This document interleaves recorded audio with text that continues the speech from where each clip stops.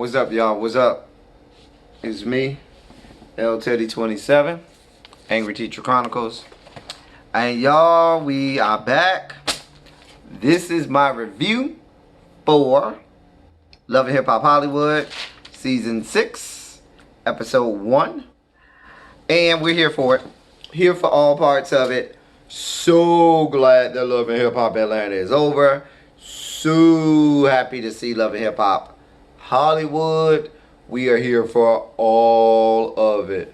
All of the fuckery and fucktitude that shall be afoot with regard to Love and Hip Hop. So, let's get started, y'all. Let's get started. Alright. So, we start off with Fizz and so forth. So you know when they have these first episodes, you're trying to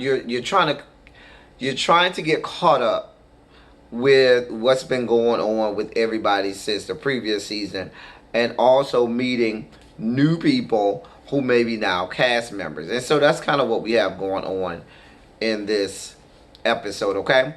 So we start off, you see Fizz. They start off really with this little montage of all of the shit that's been going on with April and Fizz and Moniece. And then we see Fizz. He's at the beginning of the episode, he's talking about the fact that B2 Gay, yes, I said it, B2 Gay, not B2K, B2 Gay, that will be our nickname for that group. That B2 Gay has this reunion tour. They're reunited. It is after 15 years, and they're going on tour. Listen.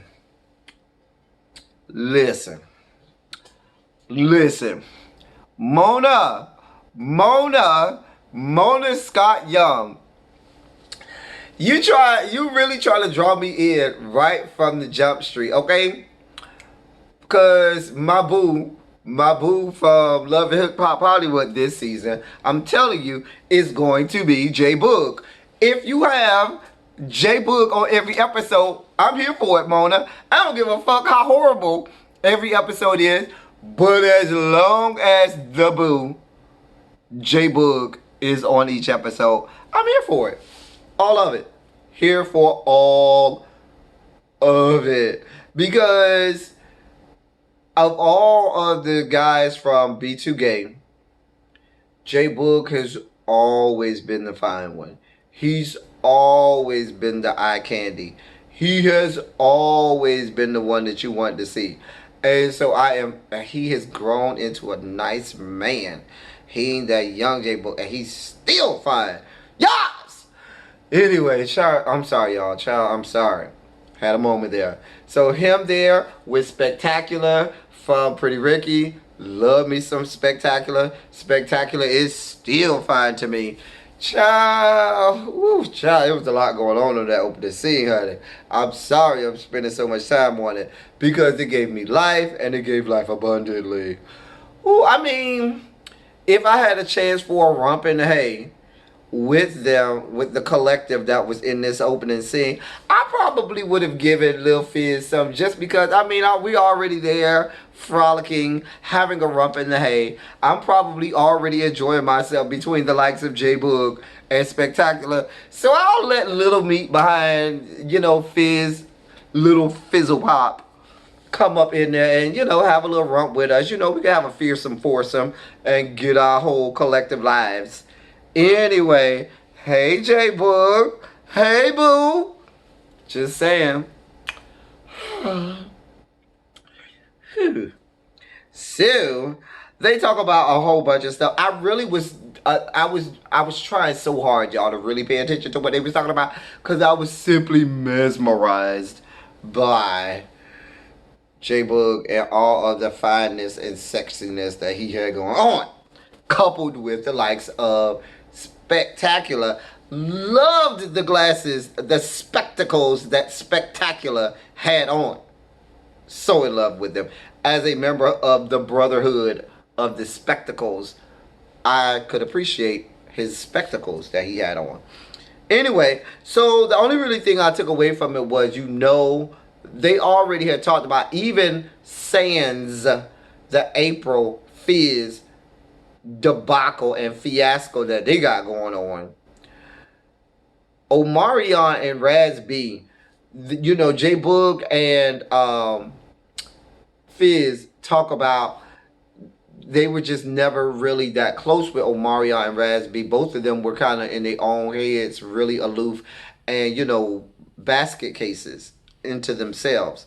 So they're kind of wondering how this is going to go with, now that all of that, the fact that they already wasn't that close, but that coupled with the fact that April, Omarion's baby mama, is, let's call it what it is. She's fucking fizzle pop.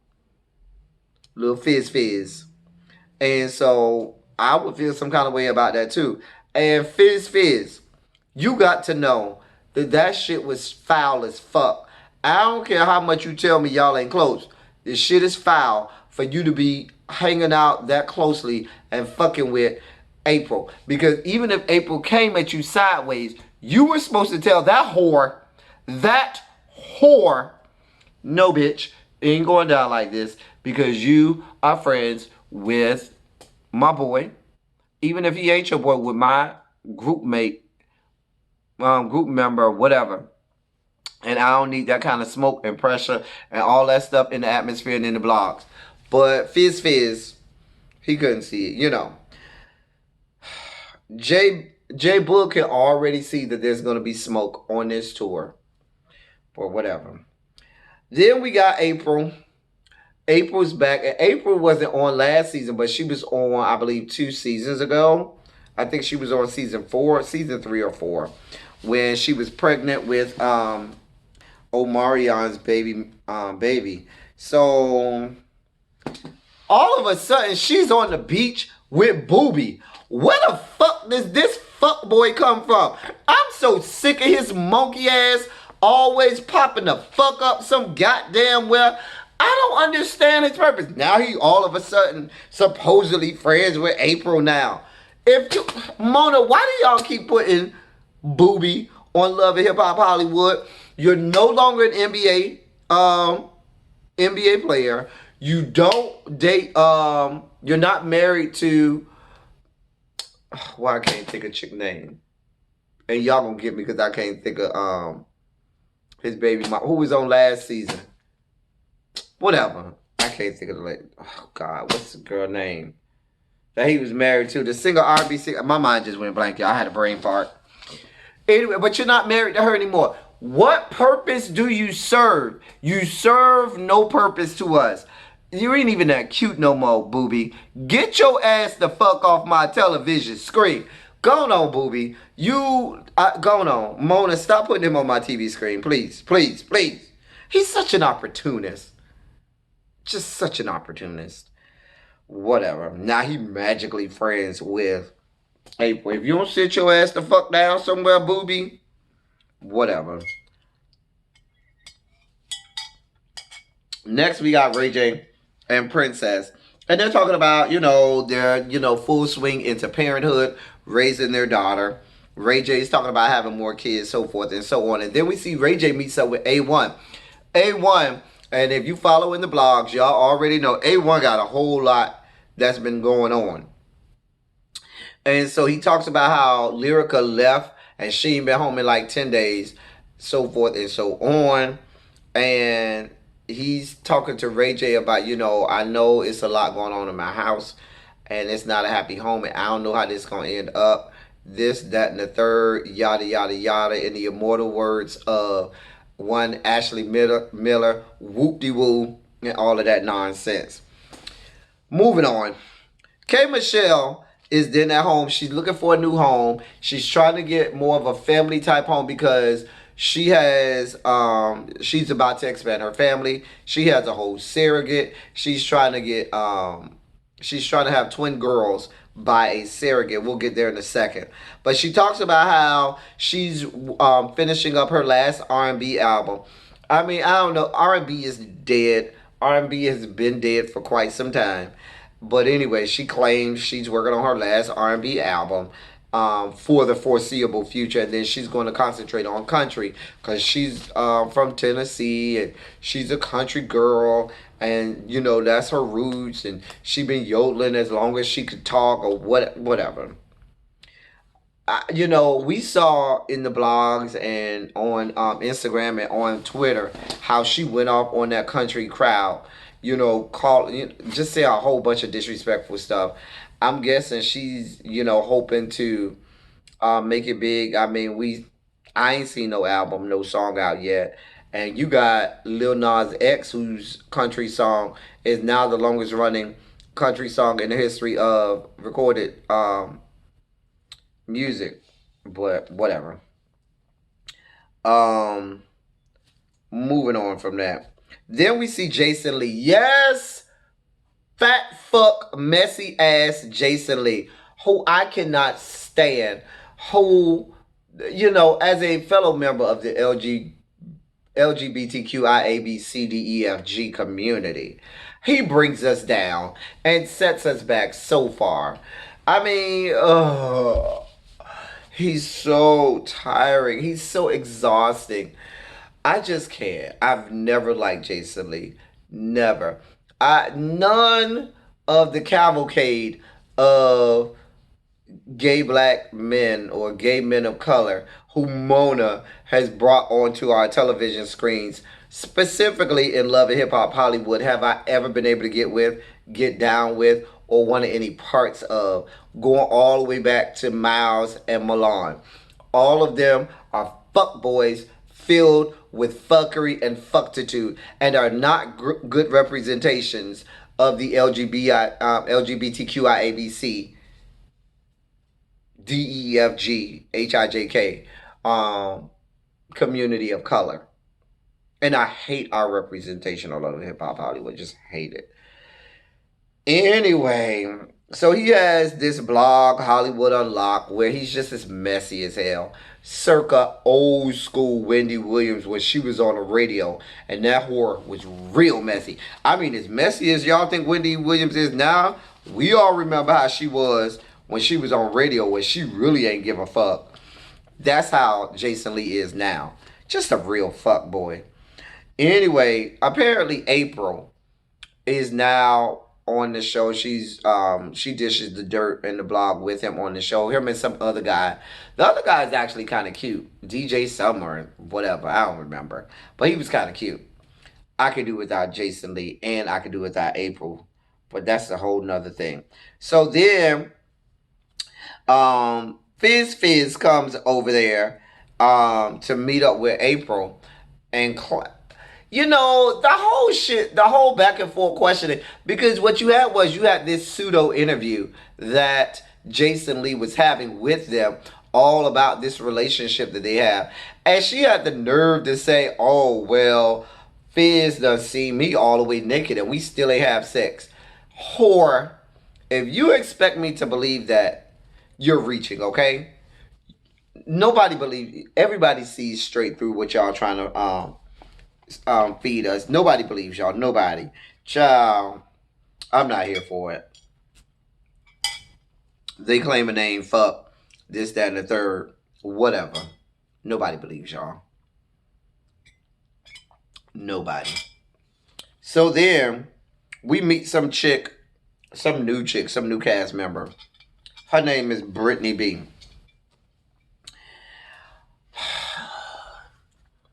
Where do I begin? So she starts off trying to establish credibility, with an appeal to ethos. You know what I'm saying? Trying to establish credibility and telling us about how she's Grammy nominated and going down this list of people who she's worked with, and the fact that she's one of the youngest black female executives at Warner Brothers or whatever record company or whatever. I mean, she really tried to sell to us that she's the greatest thing this side of the Himalayas. And then this whore follows that up by having a meeting with Black China, a serious meeting about Black China getting into the music industry, and you were having a serious meeting about that, and you wanted us to believe that you're a credible music executive or music mogul or whatever the fuck you wanted us to believe. If you don't fall, this, ladies and gentlemen, provided us with our first hashtag FTFB of this season of Love and Hip Hop Hollywood. Fall the fuck back, bitch. Take it back, ho. Run it back, bitch. Take it back. Back, back, back, back, back, back, your neck of your back. Because if your monkey ass expect me to take you seriously, and you're having meetings with Black China about her doing music in this reality, not some alternate reality, but in this reality, girl, if you don't fall your ass all the way the fuck back, girl, how am I supposed to believe that you are really that credible of a music executive if you are on Love and Hip Hop? Because I don't take you seriously in the music industry at all once you are on Love and Hip Hop. Because if you was that serious of an executive, bitch, you ain't got time to be on Love and Hip Hop. You don't need Love and Hip Hop. Matter of fact, you want nothing to do with the likes of Love and Hip Hop. Girl, if you don't sit your ass the fuck down somewhere. I can't, people. I can't. And ladies and gentlemen, that was our hashtag FTFB moment. Our first one of the season. I can't. A1 then goes to go see Jason Lee. Jason Lee tells him, listen, I got this video, text messages, all this about some chick named Summer Bunny, who has you recorded saying that y'all been together, y'all slept together, this, that, and the third. Y'all got a whole ass relationship outside of your marriage going on. He then goes, he realizes he done got caught, ceremoniously goes on to try to threaten Jason Lee. First of all, A1, we learned from last season with the whole Safari thing. You just trying to put on for the cameras. You really not trying to fight. All this jumping over tables and cars you did last year, and you still ain't laid a hand on Safari. Nobody believes you want to fight. Nobody. And quiet as it's kept, Jason Lee is a whole lot bigger than you. He might beat you down. Both of y'all are part of the Rainbow Push Coalition. Both of y'all are card-carrying members of the LGBTQIABCDEFG Coalition. And so, if I'm putting the two of you in a fight together, he's out of your weight class, A1. He might knock you on your ass. But moving on, he called himself trying to threaten him, telling him, oh, you ain't going to put this out. Child, don't nobody fear you. Who's going to have fear for some dude wearing fingernail polish? Girl, if you don't sit your ass down some fucking well. Anyway, K. Michelle then talks about, having a surrogate, wanting to have twin. K. Michelle, you ain't ready for no damn kids. And this is going to be the storyline that I'm not going to give a fuck about. I'm telling y'all now, the whole K. Michelle storyline about her having a surrogate, wanting to have these twin girls, is something that I'm not going to give two shits about. I'm telling you now, just be prepared. Moving on, because she ain't ready to have no damn kids. Lyrica then comes home. Lyrica knows, something's up because she been getting DMs and shit from all kinds of chicks that's been sleeping with or claiming that they done been with A1 and this, that, and the third. She says she's considering leaving A1. Child, listen. Let me tell you something. I'm already tired. We're not even a whole full episode in, and I'm already tired of her threatening to leave A1. Already. So then she gets home. And first of all, if y'all expect me to believe that y'all are a happily married couple, or at some point were a happily married couple, and that is the level of communication that y'all have with each other when there's a problem, bitch, y'all were never really happily married. and y'all were just putting on. No way you can ever get me to believe that. Not based on the communication y'all just had in that good house. I ain't here for it. Moving on. Princess then invites Ray J to this dungeon for some BDSM. And Ray J is fat now. He's got a dad body. I mean, in his confessional, he looks like he has been to the gym and taken some weight off. But in that dungeon, he was big, honey. He looked to be about 5 months pregnant. Still got the dick though. I bet you that dick still there. Cause we all know Ray J working with a little something down there. I bet you that dick still there.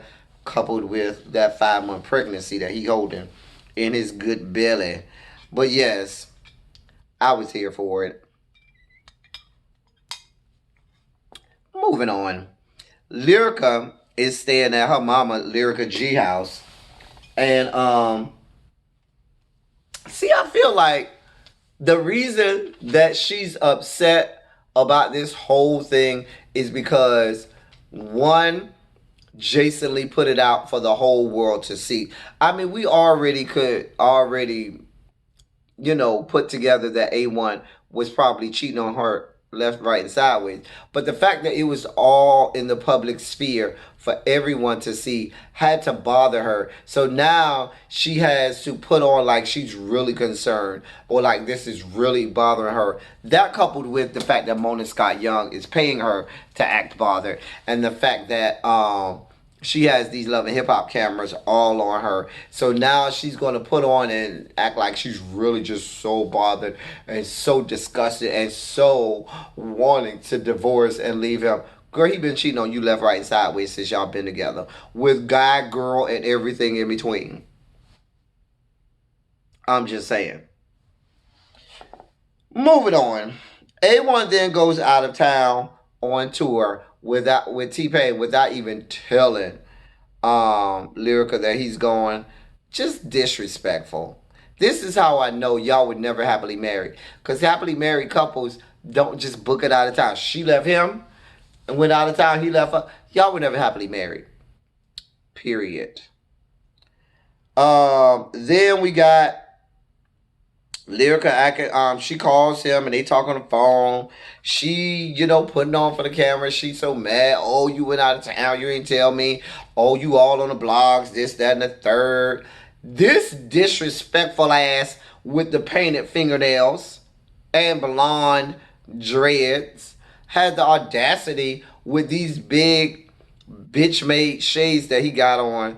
Child, go have the audacity to tell his wife, oh, what you listening to the to blogs and shit for?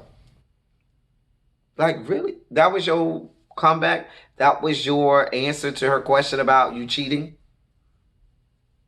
And you thought that was gonna go over well? Just saying. So then this whore, she gotta play it up for the camera. She like Cardi Ray, these girls like to play it up for the camera. She throws the phone down and breaks the phone and da-da-da-da-da because she's so mad, broke down, busted, and disgusted all of a sudden. Then you got April and Moniece meet up. April claimed, oh, I want to see if she going to be about that life in person. April, boom. I know you want to put on like you the baddest bitch and like you don't feel nobody. You always ready to snatch a big wig. But that whore, Moniece, is all the way certifiable. This is documented. We know that whore is certifiable. And if you want to know if she will fight, oh yes, she will.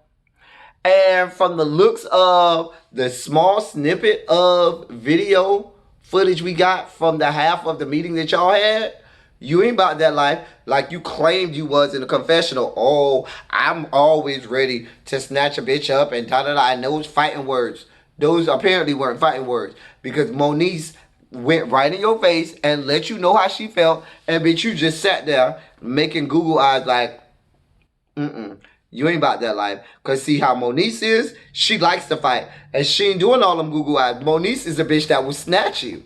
And if you was really about that life, April, it wouldn't have been all that talking. As soon as she raised her voice and got out of pocket and got out of order, bitch, you would have snatched her and drugged that whore. But you didn't, so I don't believe you, April. Bitch, you ain't shit. Just saying. We'll see how this plays out next week because they cut it off right in the middle of that conversation. And then they did like they always do. They had the montage of this season on Love and Hip Hop. And, you know, I have to take when they do that little montage of this coming up this season with a grain of salt because they always do a great job of selling that, oh, this is going to be such a great season or these different storylines are going to be so great.